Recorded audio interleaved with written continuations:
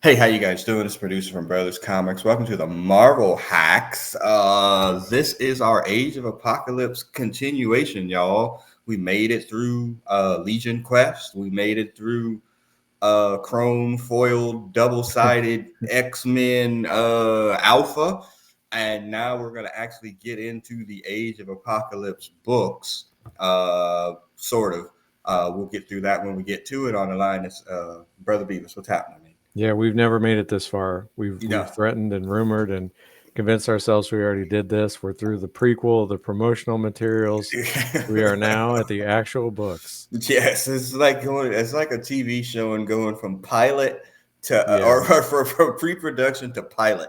Like we really kind of like hashed out all of the stuff that we needed to hash out for this particular series, and it's going to go on essentially for at a minimum probably 5 more weeks or 4 more weeks after this one, and we'll talk about that here momentarily. But like really, if you remember this, if you were around in spring of 1995, there were several different books.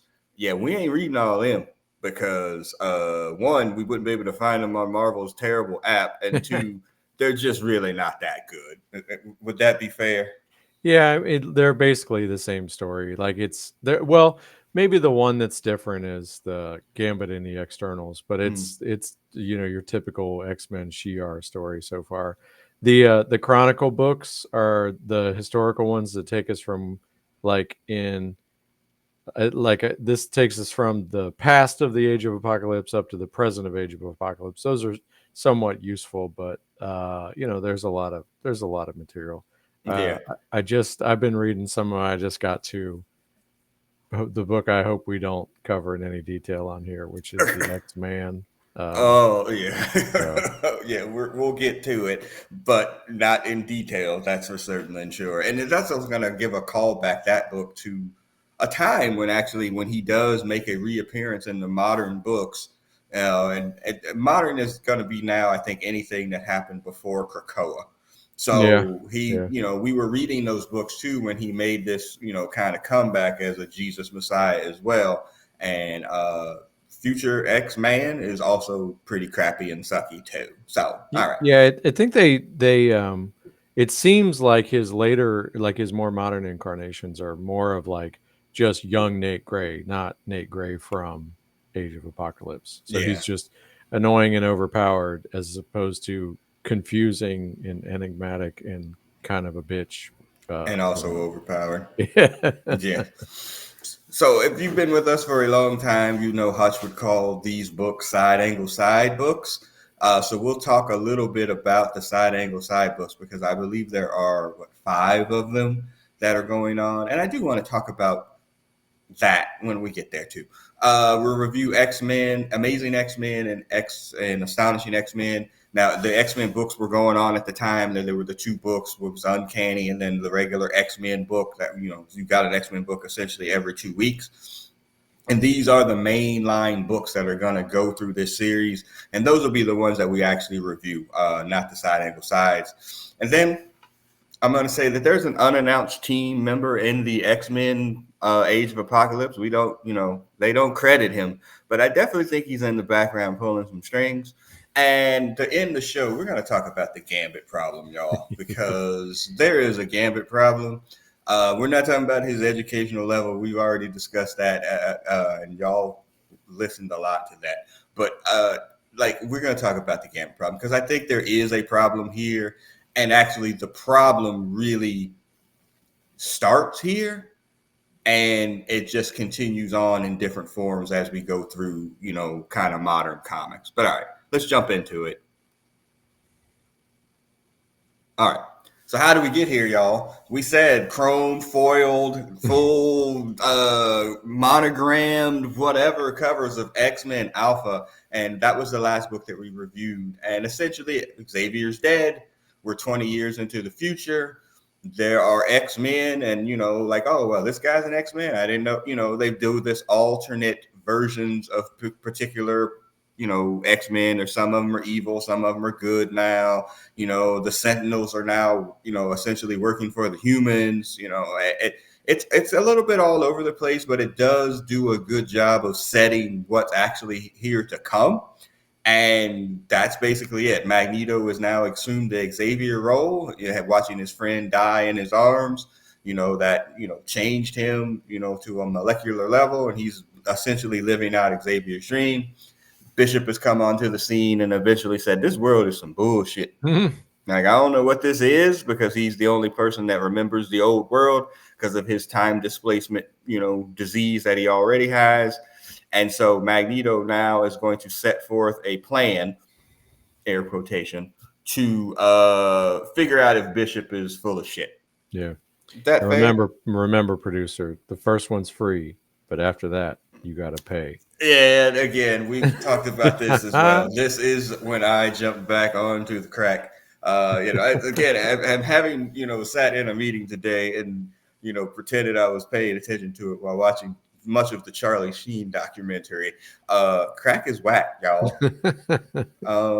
Don't do it. I hear cocaine is a hell of a drug too. Yeah, don't do it, y'all, because it is really not good. Yeah, it's bad. So yeah, all right. That shout out Charlie Sheen to doing crack, I guess. But anyway, so that's really where it is. Shout that out. Well, my bad. So good Lord, it was awful. Anyway, all right. So side angle side book number 1, y'all. It's Excalibur, not Excalibur. God, I wish Sandman was on here. I know. Sandman got the whole collection of Excalibur We books. could be running him about his Excalibur fandom. Man, listen, boy, oh boy. You could buy 3 covers of this, like, to match your Superman, Batman, watching, or was it Superman, Batman that he saw 3 times? Yeah, Superman v Batman. Or Batman v Superman, whoever was being with the other one. Yeah, great. All right. So the main X books are going to carry our story, and then these other books are just going to steal your money. So they really don't mean anything at all. There is a story of essentially a MacGuffin in every single book. And we'll get to the story or Magneto's plan that he's going to do to solve this particular problem. But yes, first up, Excalibur. Nightcrawler is the leader of the team on the search for Destiny, who's, we got to bring her in as a MacGuffin, because of her ability to see the future, and, maybe she can verify his claims. Do you remember anything about this book? No, but I did reread it. It's okay. It's an interesting take on Nightcrawler because he's specifically not religious. I can't remember. I guess when he was becoming the swashbuckling sword wielder through Excalibur, so I think we're kind of there, but they do strip that out of him. They've got the whole mystique. He's more embraced that he calls himself Kurt Darkholm because he's all about that family now. The other thing of note in this is we get to meet Angel, aka Lando Calrissian, because he's trying to stay neutral, and the Empire keeps fucking with him, and the good guys keep fucking with him, and yeah, he's about to flip. So yeah, of course. Yeah, I mean, it's still Angel, y'all. Yeah, I mean, like what are you? Oh no, Angel's mad. What's he gonna do? Fly around? Yeah, exactly. Bird shitting on people. Yeah. Like, it's really nothing else. You ruined my windshield, bitch. Yes. Yeah. Again, y'all made this character interesting when you made him Archangel. Putting him back in the regular wings, it's absolutely pointless, but whatever. So which is bizarre. Like, I guess as much as like Apocalypse valued him in the mainline to actually experiment on him, now he's in a world where he can do whatever he wants. He don't want anything. He can switch back and forth. Apocalypse just doesn't have time to fuck with Angel now. He's like, I could do anything. I don't know. Yeah. It wasn't it was like his number one goal to turn him into his angel of death and his greatest creation. Now he's like, I got some other stuff now. Yeah, great. Yeah. His other sons. Ugh. We'll get to those freaking jackaggers soon enough. Issues. So it's Factor X instead of X Factor. Let's see what they did there. Yeah, exactly. I was gonna say, let's just say the creativity. It went out the window. Well, I think they didn't want you to get lost in the comic book store. Like, they wanted to, at least if they didn't put all these together in the X section, you probably weren't finding them. Well, this is the equivalent of there's an old freaking story about us. As my mom sent us down to downtown Dayton to go pay her Elder Bierman bill, and they'd be like, "Hey man, where's the Elder Bierman bill?" Yeah. You're standing in front of it. Oh, right there. Oops. Okay, my bad. This is, hey sir, which X Factor book? Which one of them is the Age of Apocalypse book? It's right there, man. Yeah, what they call X Factor in the Age of Apocalypse. It's right there, son. It's right behind you. Yeah, exactly. Wow. So yeah, so the siblings are all put together in this book by Apocalypse. Yeah, So we that's have kind of this. weird. Yeah, well, he's got some kinks. So he's got His the theme. Summers brothers. He's got what is it? Who are the rest in here? The Guthries. Yeah, the Alpha Flight twins. The Yeah, the Bedlam brothers. Guthries, the Bobbier's, right? The North Yeah. Star and Aurora. Mm-hmm. And then I had to look this up. Bedlam are not brothers in the mainline comic. One of them died, I Oh, think, okay. which triggered the other one. So here now they both are together and happy Okay. brothers. Yeah, so they're working for Apocalypse under the tutelage, essentially, of Dark Beast, and that's a whole nother podcast too. But of course, Cyclops is a whole dash double agent, man. Like he's, he does have his daddy issues with Sinister, and Sinister does kind of sell out Apocalypse in this whole bit. But yeah, he's eventually he's going to turn good. We get him with his one eye as Cyclops, and then that story gets played out later on. That's why you see Wolverine only with one hand too. That it gets played out later on. I'm not sure if it's in this book or if it's a flashback, but yeah, I don't think they talk about it a lot, but I don't think they ever show their confrontation. Cyclops has pulled back his hair and showed the claw marks on his face, and Wolverine, obviously. I think at some point he still has the claws and he pops them through his little sewing thimble, but I'm not sure. Sure it wasn't a flirkin. Maybe. Are we certain? Oh, maybe. Yeah, it might have been a flirkin. But yeah. So that's that. And then of course Jean or Cyclops are gonna make their way together, but we'll talk about Jean here in a second because she's a hoe. Anyway. Dirty ass hoe. Anyway, there she is. Is she though? Because this should be called Cuckold X, because I don't know, you remember this. If you read it, like Wolverine, he gives up the X-Man, he goes and saves her from the pens, and he just knows they're going to be together forever. And she's like, I kind of got shit to do. Yeah. It's hilarious. Yeah. It's some holding the picture, scraping, cutting Cyclops out of the picture, because that's where she's going back to. Of course. Honestly, when you think about it now with 2025 inflation, buying these books was absolutely pointless. They really did absolutely nothing really for the story or our pockets, because and all it did was just take up space in our house. Because I got to find a bag, I got to find a board, I got to find a long box. Like I got to put all this shit in here for a book that is as memorable as an AEW Dynamite. And we just knew this was our investment fund too. Yeah, exactly. Yeah, this was going to be. Oh my god! And again, there's not a chance. They already did a terrible version. There's not a chance in hell that the MCU don't come up with some version of this whenever they make an X-Men movie. It's going to make it. I mean, Age of Apocalypse, we may make fun, but it was monumental at the time. And so it's, I'm not saying it's Dark Phoenix or Days of Future Past or anything, but it ain't that far behind them in the pantheon of X-Men stories. The only argument against that is they took a pretty big shit with the Age of Apocalypse movie and Apocalypse in general. So. Yeah, that's fair. But also they've made 2 bad Phoenix movies. So, and they're going to do that. Yeah. Like they won't be able to help themselves. Yeah. So I think with enough time, people can forget about those terrible movies. I mean, we forgot about all those bad Fantastic Four movies for the most part till they made a sort of kind of good one. So I think we can forget about those X-Men movies too. But like, this is just like, it's fine. But what was the point of this? So yeah, they are lovers, but not for long. Working with the Human High Council. But there's all this conflict, because the human, every human solved in pretty much every universe is the law of nuclear weapons, y'all. Like humans got no other plans, man. Like, hey, what's going on? Nukes. Nuke it. Yeah, exactly. I mean, every single. Yeah. I mean, honestly, just off the top of your head, any sci-fi, whatever things that you can imagine that of that turn to shit because of nukes, Age of Apocalypse. The Matrix, Oh, Superman 4. yeah, yeah. I mean, they're just like, you know what? Screw it, nukes. That's it. Yeah. That's all we got, man. We got no other plans. We got no plan Bs. That's just pretty much it. All right. Well, even the Avengers movie, right? Weren't they going to Yeah, nuke the nukes. Yep. tactical nuke on New York, and he flies Yep. it through the yeah, Armageddon, nukes, yeah. nukes on an asteroid though. Yeah, with oil drillers. What could go wrong?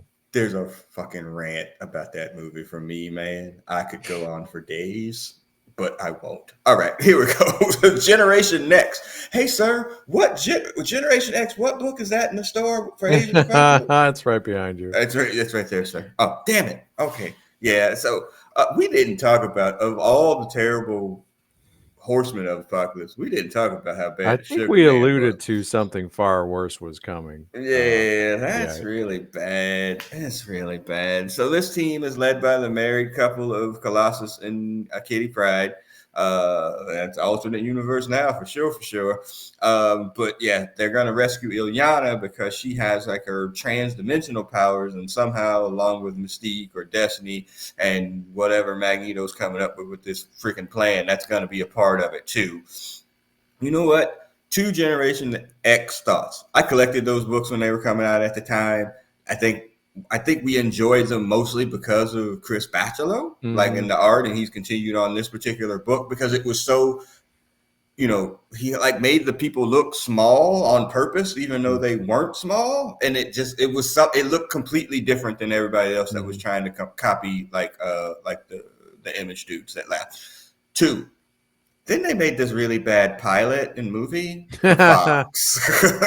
Yeah. So yeah, did you remember seeing that? Because Oh, hell it yeah, I made remember appointment seeing that. television. I was like, oh hell, I'm sat, as the kids say. I Like mean, that this is a VCR time, y'all. Not even like a DVR or DVD. yeah, that was I mean, we had conversations about how, like, you were lucky like, there was a handful of, like, comic book related things, Yeah. and you were lucky to find them. Yeah, no, I was hyped for that, and I didn't recognize it from 'cause I 'cause I was into Generation X. I think it went on a little too long without a payoff. Yeah. Like, they kept kinda, like, building up the suspense, and it was like, it still seemed like they just flipped a switch and the White Queen was on the side of the angels. Yeah. So, it was a little bizarre, but, this book is, like, the Generation Next book is dark as fuck is what I recall, and I'm pretty sure they all die, and I don't know if they succeed, and I don't know if they're like it factors in. But yeah, we get the Sugar Man who is just like Beast but different, maybe. I Yeah. don't Yeah. know. Yeah. And the worst part is, spoiler alert, like they choose him to cross back over into the mainstream. Yeah, he does make it back over too. Yeah, it's like a mutant or whatever. It's a MODOK type character. Ugh. It's not good, y'all. Just like MODOK ain't good either. Yeah. It's bad. But yeah, you were right though. The theme is apocalypse is either rounded up or controlled all the people with mental powers or time control powers, and they think Ilyana might be able to do some shit. So yeah, it's a if mess. we put our Ilyana and our Mcron crystal and our Destiny and our chocolate and our peanut butter together, Yeah, it's yeah, on. and put it in AI, and then That's maybe right. something will come out That's right. because And put every one of those on a glove. Then when we snap our fingers, apocalypse will be. they were ahead of their time. Yeah, that's a book actually of all of these that I was like, I could go back and read. That would probably be one of them because I'm just looking at the art and I'm like, I Yeah. kind of miss Bachelor's stuff. Like I do, Oh, this one, yeah, yeah. Yeah, I was like, I do remember, and I remember getting, like I said, Generation X, the book back then too, and I was like, this isn't bad. Like it's better than New Mutants. It's Yeah. better than Yeah. anything that the New Mutants did. And Yeah, I for thought sure. that And it was better than X Force, also. yeah, I mean, I was like, this is fine. And, if there was one I was going to go back and read, it would probably be this one because it certainly isn't going to be this one. Yeah. That double skipped on me. Well, maybe that wasn't a mistake. Yeah, well, yeah. What happened? Hold on. Did I skip over Gambit and the Eternals? I did. Did you save him for the Gambit problem? Maybe I did. I don't know. Well, it certainly won't be this one. The X-Man, y'all. Okay, so what would happen if Cable was born without the legacy virus or the techno-organic virus or whatever you want to call it, and he was just an all-powerful person that could essentially do whatever he wanted. Oh, yeah, it would be this guy. Yeah, Nathan Summers, y'all. The X-Man, the Jesus allegory, the vanilla big man, like whatever you want to call it. Essentially, if you go back and read this, he is the end-all, be-all, plot armor survivor of this whole thing that's going to save all of us from whatever the hell it is. It's, again, if you like Cable, I don't know why you listen to this podcast. We shit on him all the time. If you like X-Men, you're worse, because this is just a really bad 90s comic book character that probably would have been an Image if they could have got the rights. Yeah. I couldn't, like, I don't know what Apocalypse's infatuation with Nathan was to begin with, that he had to clone him. I don't know if he was thinking he was going to transfer his body or something. I don't know. I feel like they probably told that story 10 different ways by now, and I just didn't catch it. But yeah, here we go. I don't know why. I guess he must have been cloned by Sinister from Jean when she was. I don't know. I guess we'll find out, but I don't know if I can read it.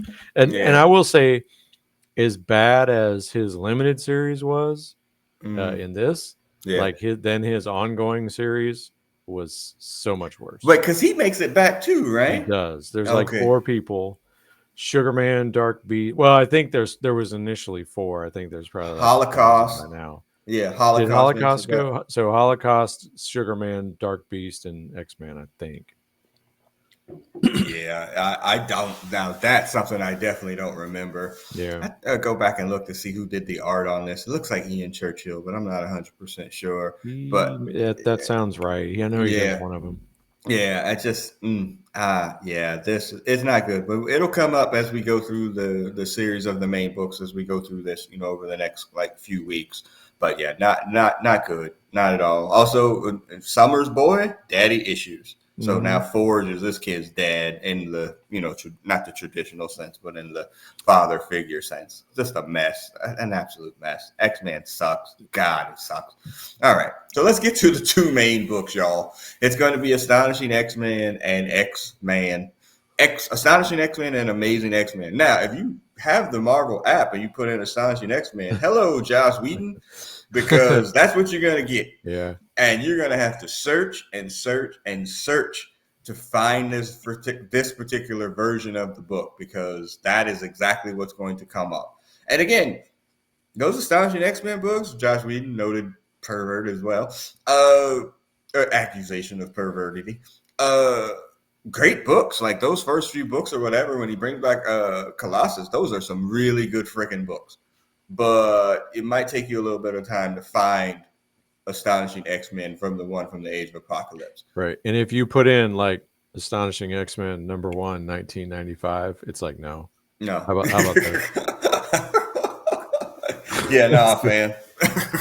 Yeah, the trick is try and get to Age of Apocalypse and look for the reading guide or the reading order. The order. And that'll give you a page with the order links. I think the order is a little jacked up, but at least all the books are there. Yeah, let's talk about what happens if you do put that in there in the Marvel app. If you listen to this, you're like, you know what, I was thinking about getting Marvel Unlimited. Okay, so you put in Age of Apocalypse. Now you have to understand that there's this Age of Apocalypse, then there was another Age of Apocalypse. Yeah. And there may have been another one as far as I know, but then you got to go through like, oh, do you want characters? Do you want books? Yeah. Do you want there's all kinds of tabs. And then even Movies? if you click the tab, even if you click the tab that you think that you're going to get to, you're still not getting there. It's still going to take you someplace else that you were like, well, I had never thought that I was going to buy Age of Apocalypse, soap dish. But apparently I can do that now because this is the most ridiculous thing I've ever seen. Do a Google. That's the best thing that you can do. Yeah. Do a Google, find it that way, and it'll link you directly to the book because there's no way you're going to find it on that app directly without spending hours.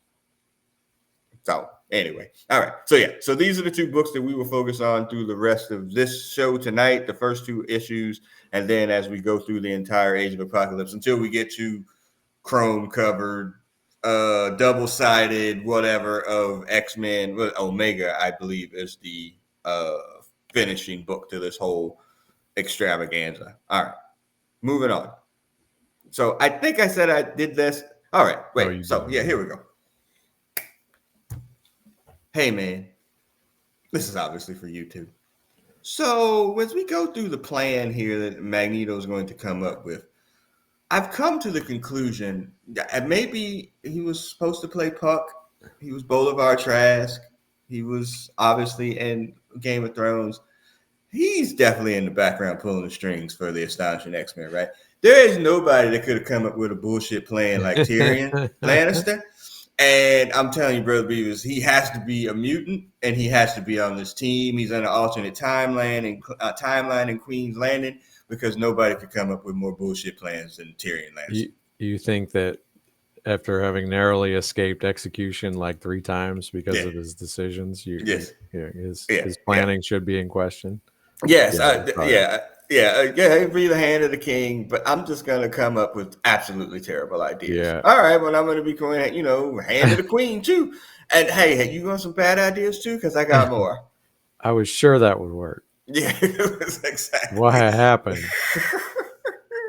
Oh my God! Like Tyrion is like just the absolute worst. And then the reason that I brought this up too is like the reason. Well, not the reason, but I was reading these books while I was at Dragon Con, and then while driving to Dragon Con, the however many hours it gets to take to get to Atlanta from where here I am, I was listening to some of our old podcasts, and it comes up occasionally on here, our final Game of Thrones episode. So if you go back in our archives, you can see us definitely review like Hodge and Female Perspective and Sandman review the next to last season. The last season of Game of Thrones, I'm actually on there mostly, but not always because of technical issues and whenever I can see the episode or whatever. But I am on the finale, the series finale. And my children, people that you know and love and support or whatever, they will quote this from time to time. Your ending, do you know how you ended that particular show? Okay. No. Let me remind you. Okay. I'm paraphrasing. Oh, unless it was like F-bomb after F-bomb. Yes, F-bomb. 10 years of my life I wasted on this show and these books. Fuck this show. Fuck it. Fuck it. Fuck it. That sounds about right. Yes. So that that made me think of like this. I'm like, man, like this. There was so much that could have happened, and it all fell to shit because of this person. This plan is not doomed to fail because it's a comic book, but it feels so Tyrion-esque. Yeah, like this plan. It involves steps that you're just so sure will work, and they just fall apart immediately. And then you're like, why did you ever think that was going to work? Yeah, let me trust this person that is completely untrustworthy. Yeah. I'm sure he's going to be trustworthy now. No.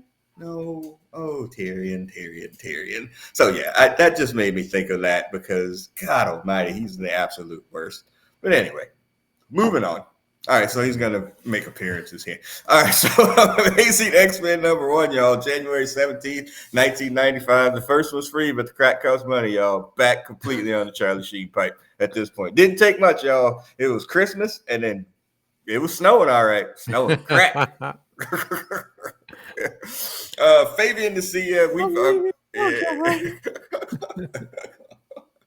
Is this a free comic book crap giveaway? It's a free comic book day. Yeah, exactly. Oh, producer, my goodness. We need to talk. Oh, yeah. Oh, damn, Rhonda. All right. Anyway, our creators, Fabian to see you, Andy Cooper. That's Cooper Face, y'all. He's back. And then Matt Ryan is on inks, not the quarterback for the Falcons. Our team led by Magneto, Quicksilver, Storm, Banshee, Exodus, Iceman, Dazzler. There's some people that actually make cross appearances here. Now, if you're Yeah. looking at this on YouTube and you see this picture of Dazzler, if she didn't have that rainbow coming out of her hand, and I guess if her hair was green, how is that not Polaris? I was gonna say that because I'm not so good with the color, and I always think like, oh, that's Polaris. No, it's not. No, it's really not. Polaris actually shows up in Factor X, Of course she does. and I think we will find out that she. Well, I'll save it since we're not too astonishing yet. But the Yeah. other one is Exodus. Looks exactly like a Sunfire kind of ripoff. Yeah, it does. Yeah, I'm a little confused by this. That's what I'm saying. I was like, some of the designs, they were like, all right, well, let's take a bold chance and, whatever. Yeah. Like the Sunfire like design is like he's great. updated and cool. I was like, wow, okay, that absolutely works. But Banshee is exactly the same. Like they didn't do anything. Right. Nightcrawler, essentially the same. Quicksilver, Storm is. I mean, they're pretty much the same. And I kind of get that to a extent. But I mean, if you're gonna take a chance on it, take maybe a little bit more of a chance. Sound like Tim Gunn. And just wear something colorful. But that's it. But yeah, so basically their MacGuffin is to free the humans. The humans are being culled by Apocalypse and his horsemen in many different areas. And, while they avoid the Sentinels who control the human high council, or who controlled by the human high council. We'll come back to that here momentarily too. Big time Tyrion there. And all right, y'all. So Magneto's creepy still, y'all. Yeah. This is a little bit creepy. He was like, you know what? Part of Xavier's dream was also being a creep. I'm gonna inherit that too. Well, and cock blocking. I think some of that. A little bit of that too. I mean, okay.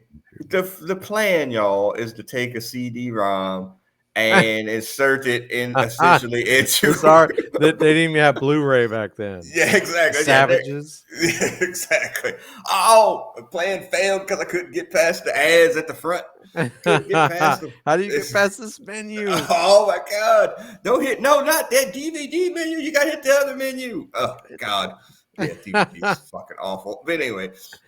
So yeah, man, they're getting ready for this. Now, Dazzler in this world can use hard light, so they don't have a danger room. So they're practicing their plan for them to insert this disc inside one of the Sentinels so they can go undetected while they go rescue the humans from being culled before the Sentinels come and strike and beat up all of like the bad and evil mutants. That sound right?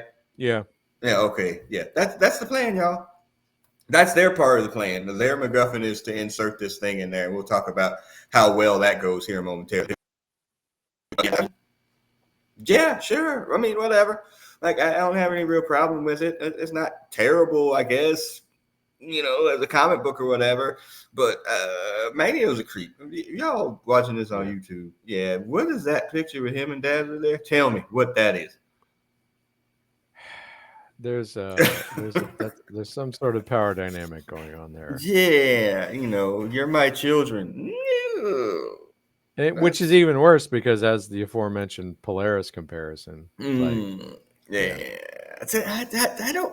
never understood that. Like, I just, not the comic board, because they don't care. I mean, it's creepy, but it's whatever. But how does the editor-in-chief, I don't know, is Tom Bruthart back then? Like, how does that get past him? They're all dudes, dude. Yeah, that's fine. So. Yeah. When they were saying me too, they were saying it proudly. Yeah. Me too. Yeah. Okay. All right. Yeah, this plan reeks of Tyrion. Not reek. It reeks of Tyrion, y'all. It goes, south really quickly, so as it doesn't, the Sentinels ignore the good mutants, but on to focus on the good. They're only going to focus on the bad mutants that are helping Apocalypse. Yeah. Mm-hmm. Yeah. Bishop's one of the good ones. Anyway, so Exodus teleports the whole team to Maine. Uncle Tom Bishop. Yeah, Uncle Tom as Bishop. And they go into the camps and they integrate themselves with the people. Like, oh, we're going to help them or whatever. There's an Abyss sighting, but a non-sighting here as they start to snatch the people away.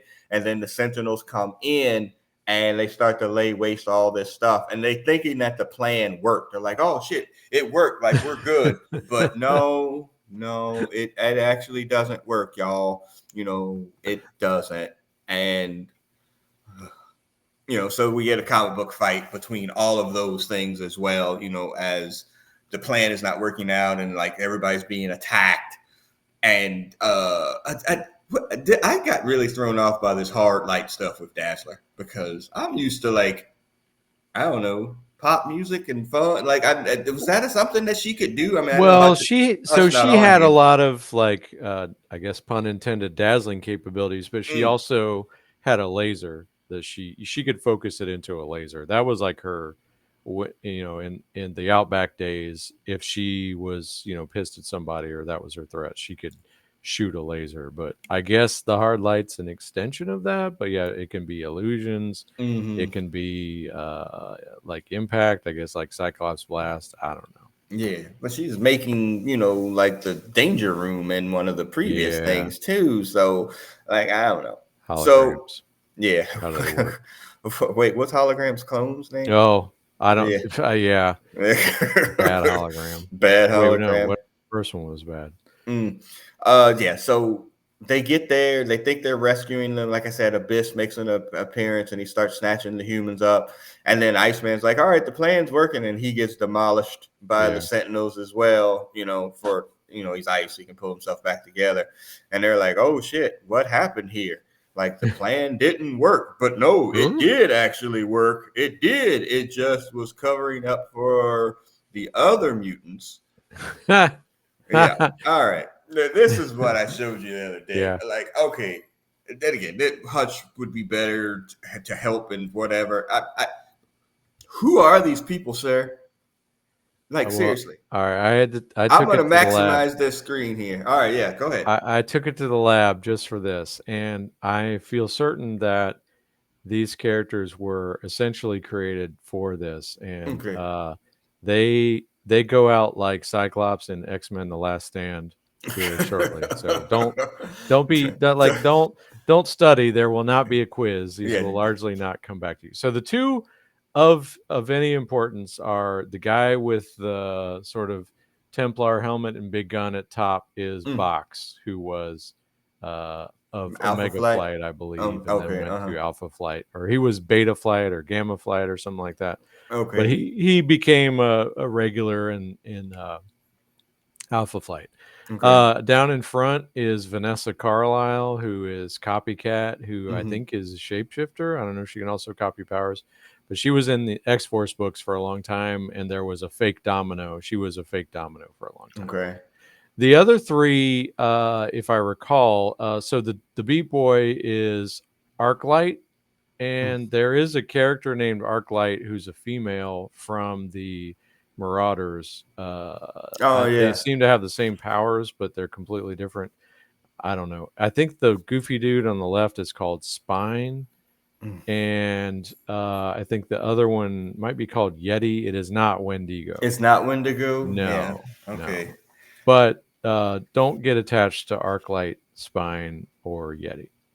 They're not gonna make the No, t-shirts and the no, they are not. shows. Okay, yeah, it's a full Kubert face, by the way, y'all. Yeah, Woo! Like, man, like there's no difference in faces here at all. This is him at his worst or best, depending on, I guess, how you look at Kubert face. But man, oh man. But yeah, that's the end of issue 1, y'all. I mean, we kind of go through it kind of quick because, I mean, it was really something to go through kind of quick.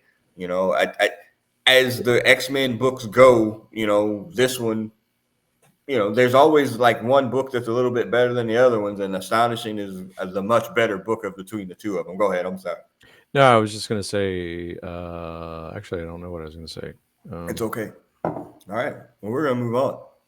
Oh, Yeah. I was going to say, like, they have to, like, do the exposition and do some world building. And so it kind of breezed through. And none of these are, like, giant size or anything. It was just kind of regular size Regular issues, if I'm books. correct. Yeah. So, And I again, mean, they go quick. it's I'm not, and again, it's always feels like, man, we're shitting on this, but I'm not really shitting on it as much as like, okay, we got to get through 2 books, and it's like there's nothing that's going to be like, hey, wait a second, like that was a major pivotal moment in this particular series, especially in issue 1 of both of these books. It's more like, okay, so yeah, we're world building, we're reestablishing, you know, who these characters are, even though they look a little bit differently. Hey, she got a cape. Okay, great. Yeah. Yeah, But, I don't think, I don't know if you covered like Quicksilver definitely inherits the Cyclops role, even though yeah. Cyclops has another daddy. Like Hmm. Magneto has inherited like the daddy role, Mm. and Pietro is like straight up playing Cyclops. Yeah, he is. And I think, and vaguely, I remember us talking about this back in the day. It's just like, well, you know what? Pietro, with his father in his life and being a support, is a fully more functioned, Hmm. you know, person. Right. Like, you know, he's like, he's not, oh, you know, with his massive daddy issues, his inferiority issues, or anything like that. Like he's there fully supported by his father to be able to do this, and been entrusted by him, been empowered by his father. So he's like a fully formed emotional human being. Whereas the other one in the universe that we know of got none of that and has a massive inferiority complex, which manifests itself out in him as being a dick. So yeah, so that's what I'm saying. Like, if you're gonna take a chance, that's a good chance. Like, wow, I wish we could see this version of Quicksilver in the standard books, Hmm. because you're painting him in such a corner at this point in time. He can't be that at all. Right. Like in those books, he's just like completely fucked up all the time and makes really terrible decisions all the time. And again, that's true to his character, whatever. But yeah, make like with the other characters in these books, make these types of make these types of choices. Don't make them just like, oh, I gave him a different uniform, but essentially they're the same person. Yeah. So, all right, but so yeah, there's no really gold and what blue and gold or whatever. There's really no blue and gold with these teams because there's a lot of crossover between these groups, and we do get the introduction to a couple of new characters. But January 3rd, 1995, Lobdell, Joey Mads, Dan Green, and Tim Townsend on there. Tim Townsend and Scott Lobdell were both at Dragon Con. But yeah, Rogue, Nightcrawler, Rogue's a team leader, Sunfire, Blink, Morph, Sabretooth, Wildchild, Storm, Banshee, Iceman. They're just all crossing over here at the scene. Yeah, and Magneto's our overseer. All right, really quick. This is not Joey Mad at his full peak in powers. This is Joey Mad almost, it feels like he's almost on the way out. Yeah. You know what I mean? Like, I think he's not. Like, I think there's still like maybe a year or two, but this is not his best work, like, at all. Yeah, And I think you see him like do like a lot of, it feels like the covers, there's a lot of focus on the covers, and it mhm. seems like a lot of times you get like a Joey Mad cover but then somebody else on the inside. Yeah, it's it. This is not. I mean, you really recognized how well he was doing initially in those books. It's like because it Hmm. looks so different, but like near the end, like I was like thumbing through books looking for the original copies of these things, and I was like, man, like when you get to like 350, my man is phoning it in. He's already Hmm. battle chasered out at that point, and Yeah. I was like, yeah, he was done. Like it's not his best work. So, but yeah, we kind of talked about the redesigns, any of these or whatever. We get Morph, the version that we're actually going to get in X-Men 97, which is actually kind of cool. You know, it's like, oh, okay, they brought him, you know, hey, he was in the cartoon, he was kind of popular there. We'll bring him back in this Age of Apocalypse because we can, Yeah. you know. No, these are all very similar. Like Storms doesn't really make a lot of sense, but she's got the boots, that mm, she would have. They all have sort of the facial markings. I guess maybe a nod to like, the Bishop M era from mm-hmm, Age of Apocalypse. But you're right, like there's, looks a little bit more like armor, but that's still essentially um, Nightcrawler. And you look at uh, Banshee, instead of the stripes, it's just the strands of the thing. So very similar.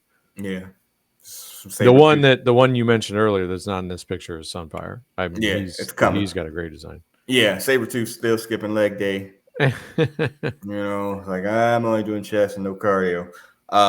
Yeah, I mean that's what I'm saying. That, it looks fine. That's what I'm saying. You could take bigger chances. They're like, oh, here's Storm. Let's take her from like punk rock era, but not really. Yeah, We'll give her something else, but not really. It's like take some chances. That's just, yeah. It's you know, almost like, yeah, what if she just cut her hair short yeah. and dressed more like Mariko instead of like more punk rock Storm? What Yeah, if you give her the Halle Berry? yeah. Well, Yeah, that irony. that may be the what we're seeing here. Correct.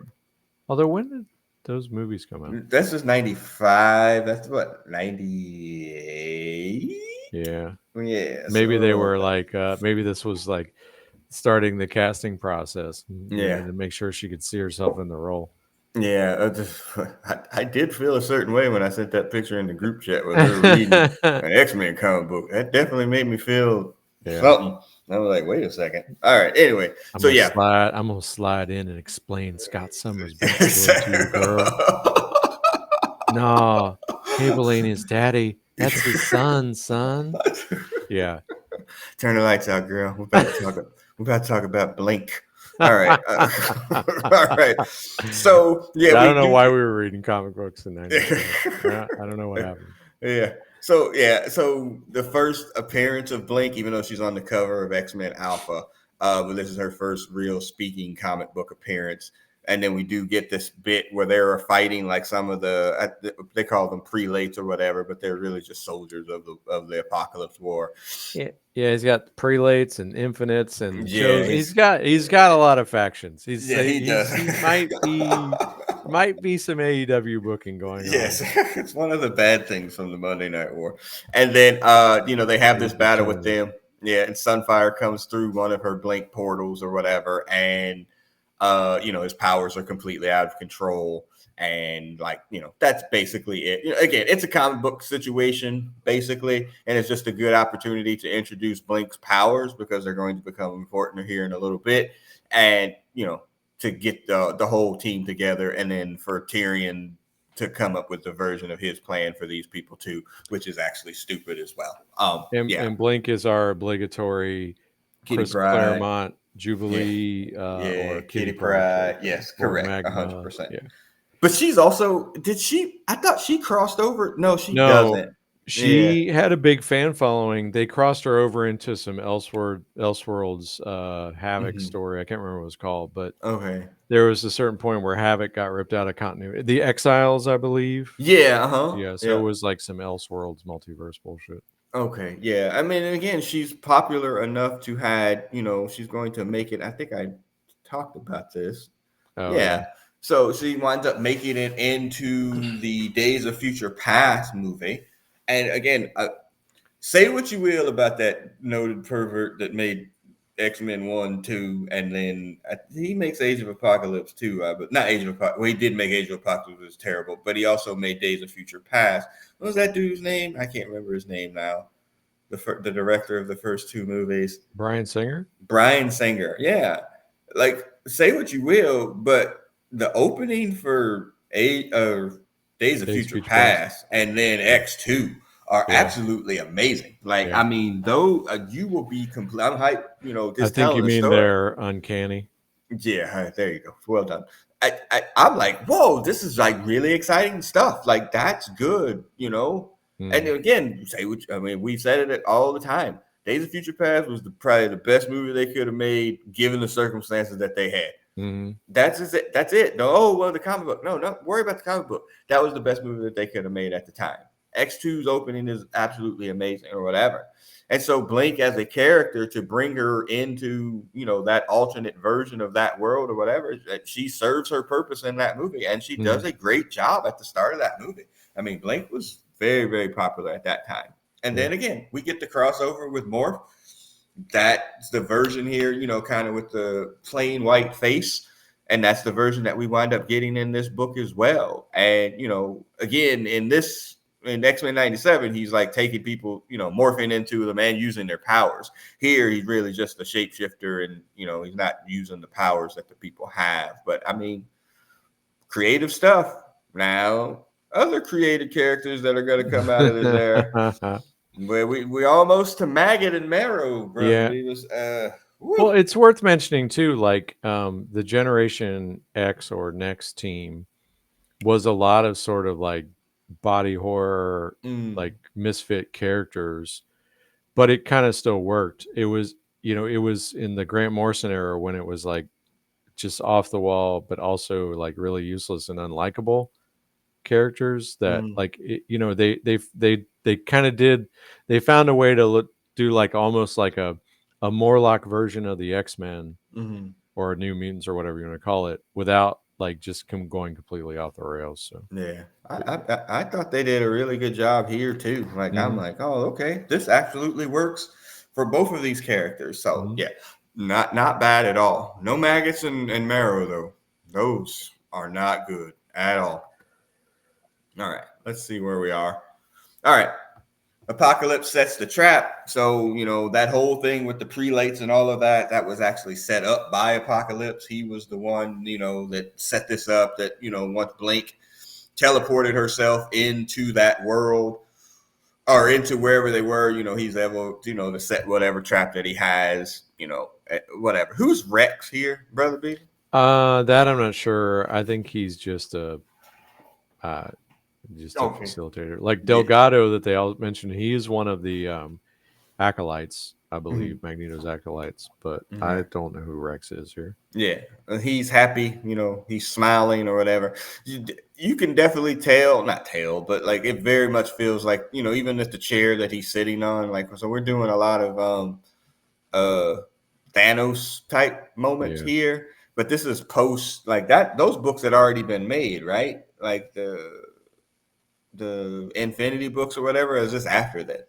Uh, I want to say they come after this. Okay, okay. Um, Like I thought. I mean, I wasn't no, reading I'm wrong. before. Okay. I'm wrong because it was definitely, yeah, because this would have been, yeah, this would have been when I was starting grad school, and Infinity War came out in undergrad for Yeah. sure. Okay. Yeah. No, I So can yeah. remember trying to chase Silver Surfer number 50 Okay. at that time. Nerd Addictions, Brothers Comics. Look it up, Yep. y'all. Because, whew, Charlie Sheen. All right. So back at the mansion. Hi, y'all. By the way, Magneto is a creep. And he breaks bro codes, too. So, yeah. So whatever. So Gambit comes there before he's got a crew, and I didn't put that book in there for some reason. Yeah, there is a Gambit and the Externals book where they have to go out into space with the Shi'ar and go steal the Mkron crystal as a part of this Tyrion Lannister ridiculous plan. And so before he goes off into space, who's in the Externals? The externals is Jubilee Natch. and my boy Guido Oh yeah, and strong guy. Lila Cheney, who gets her powers activated, and that's how they get into space. That's how she teleports, right? Yeah, Mm-hmm. she's a interstellar teleporter, and then Richter is a prelate, but he gets written into the story. And I can't. There might be one more, but Okay. it's. Oh Mm. yeah. No. So the one of the storylines is that I think they only touch on here. You have to go back to the X-Men Chronicle books, but basically Rogue 100% gets trafficked by Mystique again.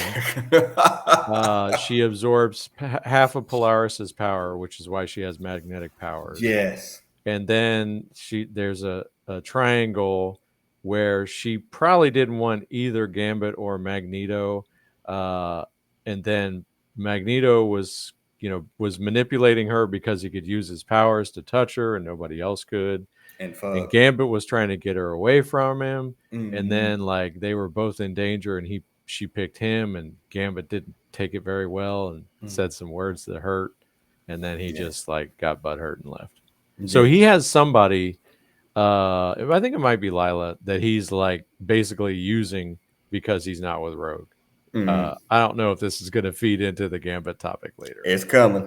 All right. Yes. But yeah, it's Yeah. So, but you yeah. have to get, there's two X-Men Chronicles. The first one takes you like Magneto's forming the X-Men. They have a secret base, and they actually have a danger room, and they bring in Wolverine. Mm. Uh, but then and Scarlet Witch is there, but then bad things happen and Scarlet Witch gets killed. And the Mm. next one is more like them on the run, and these teams type start forming, and that's where the whole Gambit Magneto triangle plays out.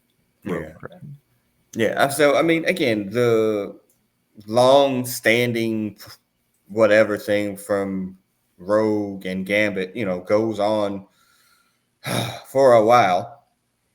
And, I mean, they were Mr. and Mrs. X a couple of years ago where they married him off and they were, leading whatever books that they were leading or whatever. Like it's understandable that they're playing on this because it's real still, it's really kind of still a hot thing because he's only been in the books here for a couple of years himself.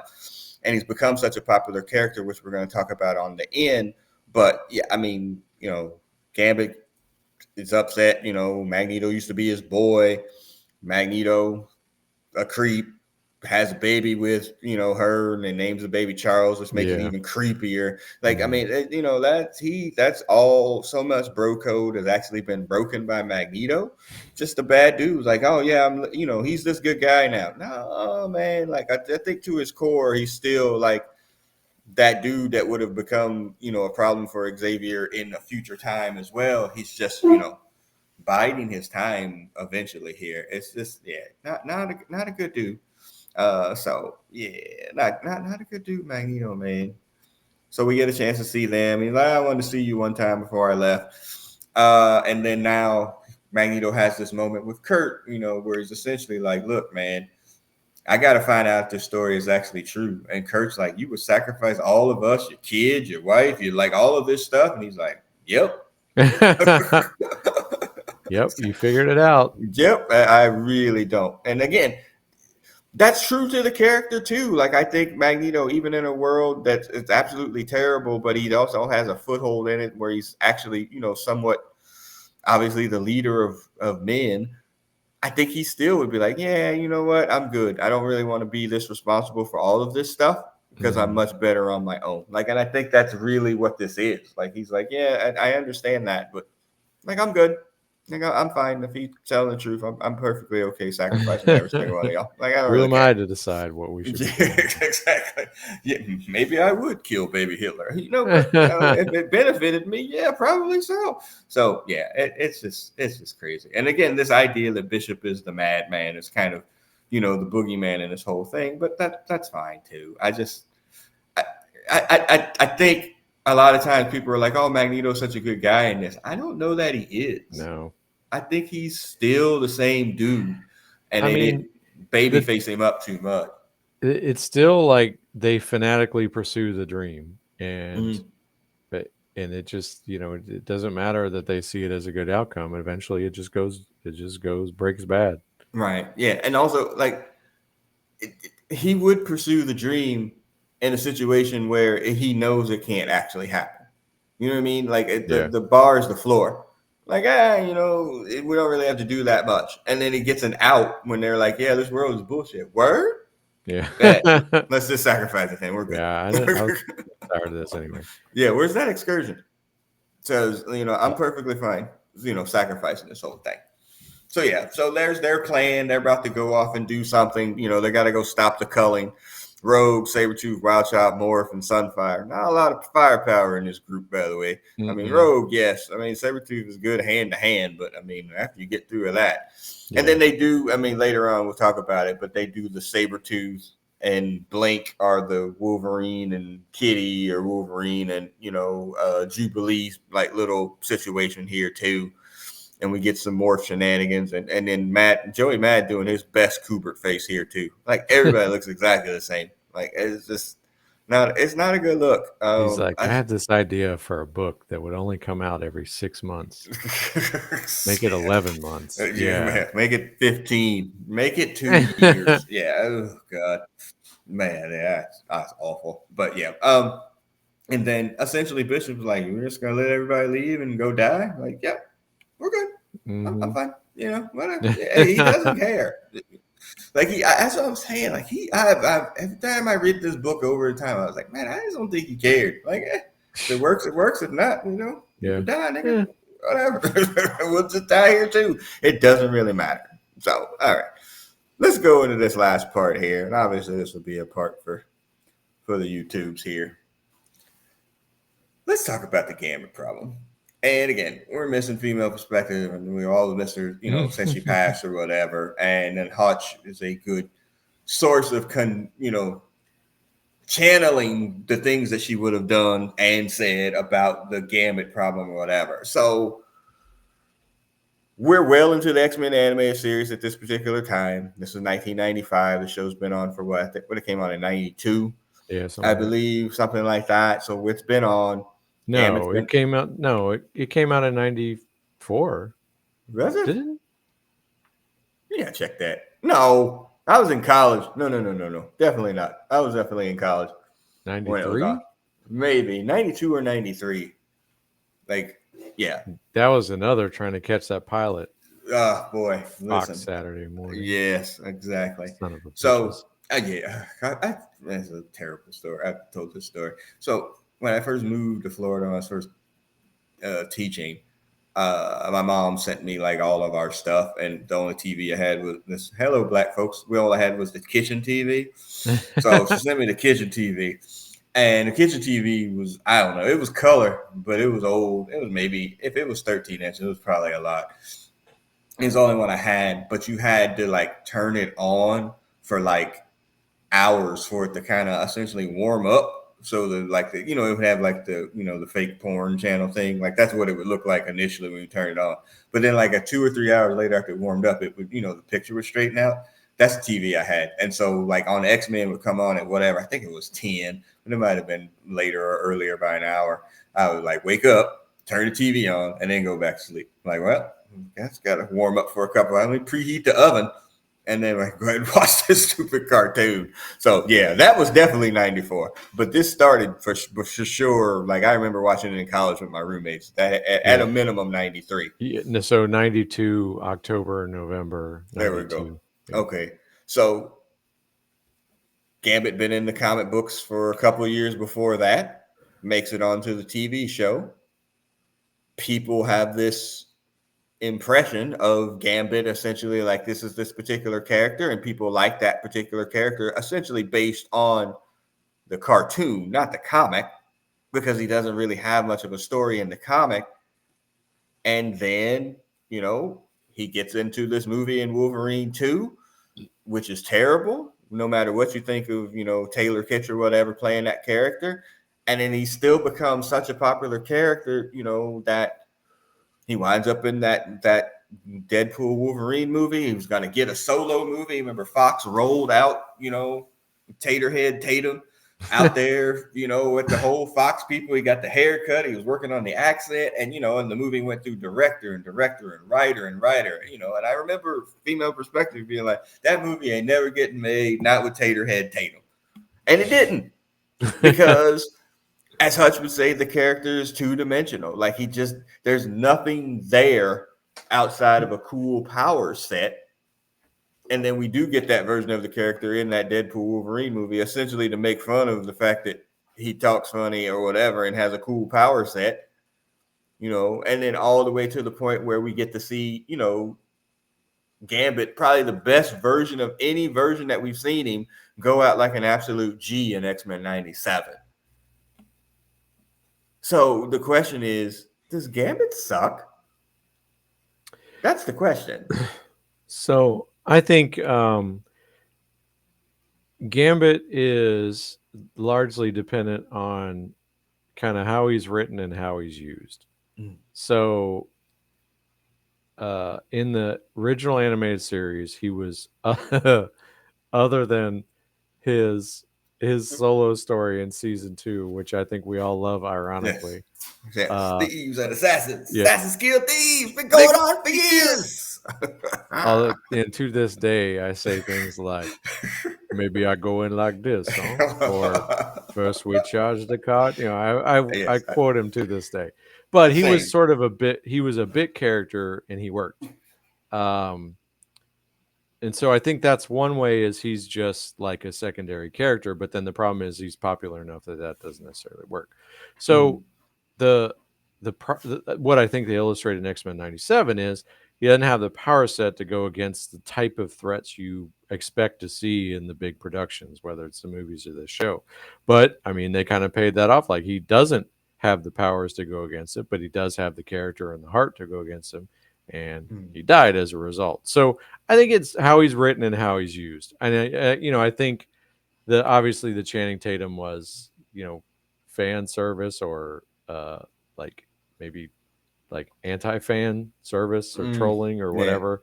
The like nothing in the X-Men Origins like that Yeah. movie that was obviously made by people who like well, we have to Hate have these comic books. pieces, but we're not going to read anything about it, know who does Mm, what. Just give me the broad brushes and we'll make it yeah. work. So I think it's depends on how he's written and used. I don't think he sucks. Okay. I I think I might lean, and I know I'm gonna sound like Hutch here, which is tragic. I think I might lean into him more sucking. Like Hmm? honestly, like it's just it. Yes, if they wrote him because they've never really fully developed the comic book character fully. Mm-hmm. That means like any version of it that is live action or whatever is also underdeveloped. Like the version that we got in X-Men 97, at least we got a chance to actually, the relationship with him and Rogue and what happened, him learning about, Savage Land and all of that. It gave him some depth that we hadn't really seen. And then it made, the final battle where he actually dies, it made it more meaningful Mm-hmm. between him and Rogue and even Magneto up to that point too. But then every other version of him, even though it's live action, is a cartoon. Yeah. The version in 97 was more real than the two live action versions that we've actually seen. Yeah. And I think that is like, man, like if if we're basing it on live action, which a lot of this stuff is nowadays because of the MCU, then yeah, man, that character sucks. Like, oh, it took like again, they made him into a joke in Yeah. Deadpool and Wolverine, an absolute joke. Like, oh well, he had the costume and he did the powers. Yeah, I get that as a joke. Like Yeah. who else barely? I mean, okay, Wolverine in that one because of the yellow suit or whatever, and Deadpool. Okay, I guess maybe you're like, oh well, these guys have the most comic book accurate like costumes because I mean they literally just pulled it off beat for Yeah. beat from the cartoon. There's no reason if he was living in the what is the wasteland or whatever Yeah, they called it that he would be like tricked out in a pristine costume. There's just yeah, no way it's that. just Yeah. yeah, And the comics is interesting now because like, you know, Rogue is the breadwinner in their relationship.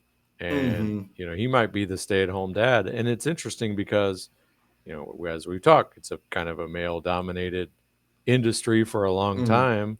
And there are not sort of a lot of couples in which the guy sort of takes the back seat, and for obvious mm-hmm. reasons he kind of does, and I don't think it diminishes him. It's kind of No, he's kind of an anchor on her at times because she has to like save his ass, but right. um the comic book Gambit is he's evolved from kind of where he tends to get stuck in these other iterations, which is like in these triangles with Rogue. So Mm. Yeah, I think if I mean, it's like, oh, we're gonna make Gambit a more serious character, but that doesn't work either. yeah. Like, I think because he became so popular in the cartoon, they've just gotten themselves stuck with this 2D character. Yeah. Like, and that's just what it is. Like, well, I guess we're gonna have to deal with this. In a sense, he's a weirder kind of version of Deadpool. Yeah. Like, because it's like, well, I mean, it's a ripoff of this other character from DC, but people seem to like it, so let's Mhm. just give them more of it, and without any like real sense of trying to build out that character. Like people like it, so whatever, 5 stars Yeah. in the Tokyo Dome And because I that's it. and I think in the Age of Apocalypse books that we're talking about, like I think it was interesting because he hadn't led a team. He was a sort of a bit character on the team that occasionally would would go over somebody or get his moment or something. So the fact that they like kind of gave him a signature book and made him a leader was a departure from what they'd been doing with him at the time. And I don't recall that he necessarily changed on the other side for any period of time. This Yeah. was sort of an anomaly. And even comic book wise, we talk about this all the time. Like, what's the essential Gambit story? Like the Mm, traitor, it yeah. really he wasn't that. Oh well, I gave Sinister my freaking business card. He had my beeper number. Like, oh well, we were betrayed, and that wound up being the onslaught story. It wasn't really Gambit. You know what I mean? Like Yeah.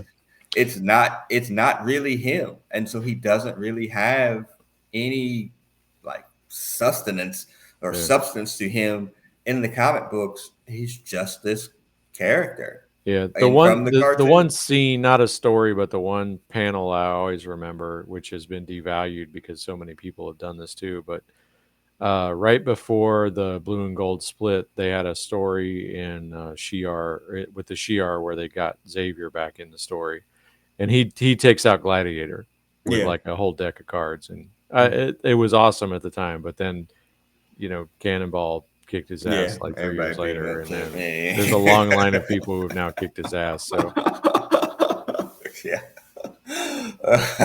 Yeah, poor gladiator. Damn. All right.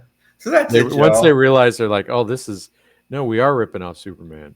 We should Yeah. job him out. We should try.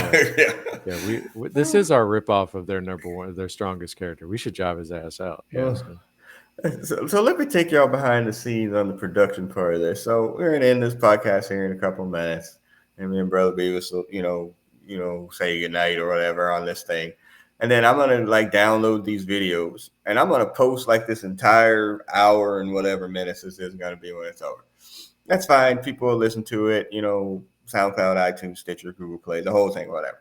Then I'm going to go back into this video and I'm going to cut this into parts, because people listen to shorter parts. Well, I'm not going to listen to an hour thing, but I'll listen to 75 seconds of them talking about how dumb Gambit and Rogue are. Absolutely. I'll totally do that, but I'm not going to listen to like this whole podcast or whatever. I'm going to cut up this Gambit thing, and it's probably about 6 minutes. And I'm going to get so much freaking comments of hate about this because I know we are taking on one of the sacred cows of the X-Men here. that's Like right, I, internet. I I'm on your know. side. Get Yeah, him. I Wasn't know me. for a fact. Oh my God, this is going to approach the recast T'Challa people because I knew as soon as I cut that tape, I was like, well, I'm about to hear it for weeks. And I did because I'm not a recast T'Challa person, and a lot of people are. And Gambit is the same way. People love Gambit in a way that I'm like, I don't understand it. Kind of like, again, cool character, but not really. Y'all are in love with a cartoon at this particular point, which is nothing wrong with that. I got some cartoon people that I like too, but man, oh man. So, as I said, you better find us on iTunes, Stitcher, and Google Play, and you can go to YouTube and you can see this and all these other little bits all cut up on there. But yes, please try to keep your comments professional and no, Yeah, it's the I'm internet. sure. It's the Yeah. internet. Yeah, please hold it to 2 minutes. No, it's just gonna be. So I know how this goes. I know. Woo. Yeah. Yeah, yeah. I know how this is gonna go. So I know how y'all love Gambit, and I hate to do this, but I'm gonna do it anyway. All right. So as the producer of this on the sounds the podcast side, you'll hear the X-Men animated music playing us out. I'm the producer. I'm signing off. Go ahead and sign off, Brother Beavis. We'll see you next time, I guess, in episode 2 and 2, right? Yes, Amazing X-Men and Astonishing X-Men number 2. We will go through those and get. I think there are 4 total issues, and then again, X-Men Omega as we get to see the end of this particular world. All right, y'all. We'll see you on the other side. Peace. Yes, I want.